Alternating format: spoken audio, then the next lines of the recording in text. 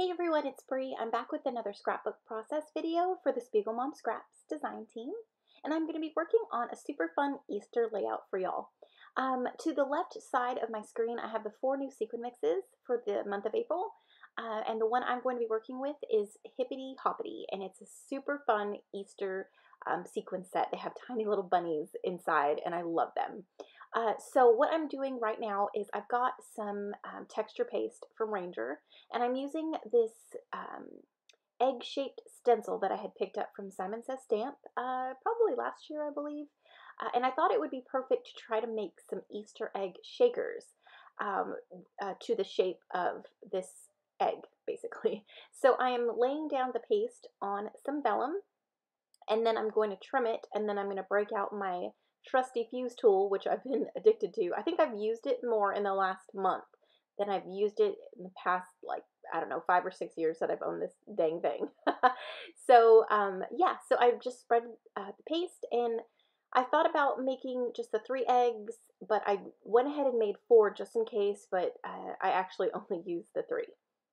So I've got my new Vicki Boutin scraper tool. If you know me, I'm addicted to tools. Like, I've got so many scrapers. I really honestly didn't need this Vicki Boutin scraper, but the fact that it's Vicki Boutin, I wanted it so bad. So anyways, okay. So there are my finished eggs. I just traced them, or not, I'm sorry, I didn't trace them. I cut them with scissors, and then now I'm tracing around them in a Project Life page protector. So I stuck it inside, and now I'm just taking my fuse tool and tracing the shape of the egg, and I'm going to leave the top open so that I can add some sequins in there. And again, this mix is super cute. It's got blue flowers, it's got the white little bunnies, it's got some white dimensional flowers, and some like green little spiral sequins. They're so pretty. And since they're so tiny, I immediately went to, as soon as I saw it, I thought, okay, I have to make a shaker, some kind of shaker using this mix. And then I was going through my supplies in my stash and saw that I hadn't used this fun stencil from Simon Says Stamp, and thought, perfect, totally make an Easter layout and make little shakers using the stencil. And in my, let's see, in one of my Instagram TV episodes for SpiegelMom Scraps, I had added texture paste onto a Project Life page protector, like on top. So I thought, okay, what else could I make like using texture paste on a shaker? So I thought vellum, because you could still see it, but it's still somewhat see-through. So it doesn't completely cover your shaker, I guess. It just makes it really soft, and for a spring layout, I thought it would be perfect. All right, so I made another one so you guys could see exactly what I did. Just put it in the page protector and traced along the edges with my fuse. And this mat is rubber. I usually just use a cardboard or a piece of cardboard underneath my fuse, but I had picked this mat up at Hobby Lobby last year for $5. So I thought, why not, since it has a holster down at the bottom right, and it's perfect for it. But yeah, I'm super excited for these shaker eggs. I think they're so cute and they're so fun, and they were really easy to make. This layout probably took me a few days to complete, only because I had to wait for the texture paste to dry, and as well as some mixed media that you'll see here in just a second. So here's my third one that I'm doing. I picked this Nuvo spoon up. I think I got it off eBay. Not eBay, I'm sorry, Amazon. And it helps with the tiny sequins, just kind of scooping them in there, except I kept hitting the edge of the page protector and they kept flinging out. But I made it work. All right, so I'm just going to seal this last one up that I do on camera, and I'm going to trim it. Now, it is a little rough around the edges, but that's okay. I still think they're cute, and they shake, and they're so much fun. So I am using white cardstock as my background, and I'm going to prep my page with some white gesso because I am doing some mixed media, and I didn't want my paper to warp, and I didn't want to have all of my colors soak into the paper and get all yucky. So the colors I'm going to be using are, they're all shimmers, and I've got the first one. It's this really gorgeous green. It's a Vibes in Velveteen Green. And I'm using green because the photo that I'm using on my layout has a lot of grass in it. So I thought I'm going to just have my background play on that with the greens, the blues, and I believe I pulled a yellow, but I don't think I used any of it. So that's a velveteen green, and then I'm going to be pulling a spritz in Rockefeller blue. And I pulled out my brayer this time for this background. It's a simple, simple background, honestly. It didn't take me very long, and I just wanted some color and a little something behind everything, especially my little Easter eggs. I didn't want them to get lost sitting on top of my white background, so that's why I added the water, not the water, geez, the color, so that they could pop off the page a little bit. So I'm going in with some more splatters in the Rockefeller blue. It's super pretty. And cleaning off my little mat here. I love this mixed media mat. Honestly, it has come in handy so much because of the white, like on the right side with the glass, you can see the color, and I use it more than I thought I would. And I honestly don't know.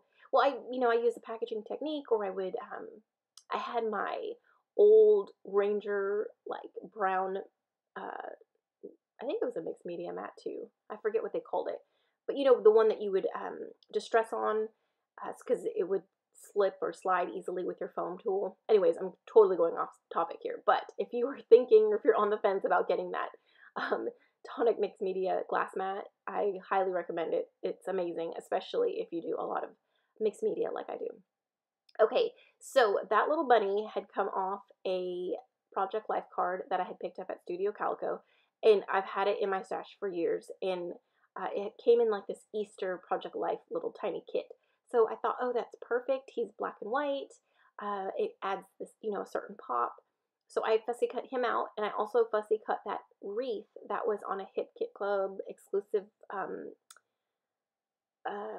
Pocket Life kit. So I fussy cut that out, and I thought it would be fun to, because my egg fit perfectly in it, and I thought it would be fun to nestle one of my little eggs inside of it to feature it a little bit more or make it stand out.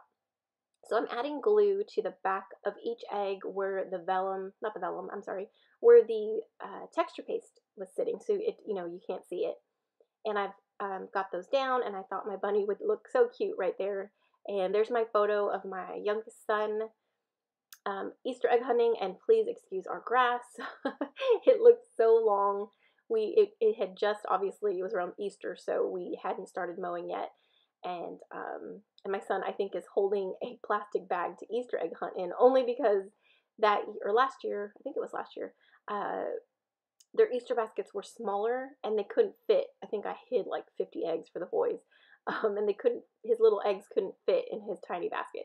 So I just got him a bag, and we were completely janky, but it worked. He didn't care. Even my oldest, he loves Easter egg hunting, and yeah, I think I'll probably hide eggs for them until they have kids. All right, so my title is Let's Go Egg Hunting. I'm using the alphas from Pink Fresh Studio, these blue ones. They're super, super cute, as well as that Let's Go is part of the puffy / epoxy stickers from the Crepe Paper Sunny Days collection. All right, and I'm just kind of fussing with my title here to make sure the hunting word fits and doesn't go into my egg. And I'm going to pull some hearts off of that sticker sheet. I've added a Pink Fresh Studio bow on the top right egg, and then I've also added some chipboard flowers from the Sunny Day collection in between the eggs. I think I did that off camera. And then let's see, I'm just pulling from both my, I think it was February and my March Hip Kit Club kits. They all kind of match and go together, so I'm just pulling a little bit from each kit. Going in with some enamel dots. I believe those are from Pink Fresh Studio as well, and that's the Joyful Day collection. And just going through some embellishments. I love how this page turned out. It's so fun. I added a little pink bunny from a Chamel puppy sticker sheet. And then this, I added a flower on the right side from the ephemera pack as well. And then I added a black and white bow on the first egg, and then I went in and added that pink floral bow on the egg on the left. And I tucked this super cute flag that says smile in on the right. You just saw me do that. And then I have this old Studio Calico stamp set, and I grabbed the word spring and I stamped it. I was gonna do some like, what is it, generation stamping, where you just keep stamping. Um, Maybe that's not called generation stamping. I don't know. It's super early in the morning. Anyways, I was gonna keep stamping it, but I thought just spring once would look good. And then I added my date, and I'm trying to think of what else. I do add journaling off camera. I do not add it while I'm filming. And I think that's it. What else do I add? I think I added a flower and those leaves, and then this cute little blue leaf right there. And that's it. Now I am showing you up close what my shaker eggs look like. I love how they turned out. I love the texture paste on the vellum.